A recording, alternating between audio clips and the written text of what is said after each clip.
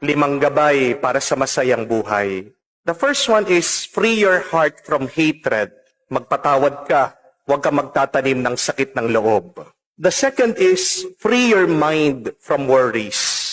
Marami tayong mga takot sa buhay, hindi naman lahat yan magkakatotoo.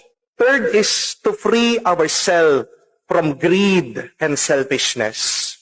Matuto tayong makontento sa buhay, matuto tayong magbigay, dahil mas nakaka-bless ang taong mapagbigay. Fourth is, you must free yourself from other people's expectations. Kailangan nating tanggapin, hindi lahat ng tao magugustuhan tayo. Pero dapat, wag nating ikisama ng loob yun. Not everybody will love you, but that's okay. Accept that, be happy. And number 5, we must free ourselves from sin.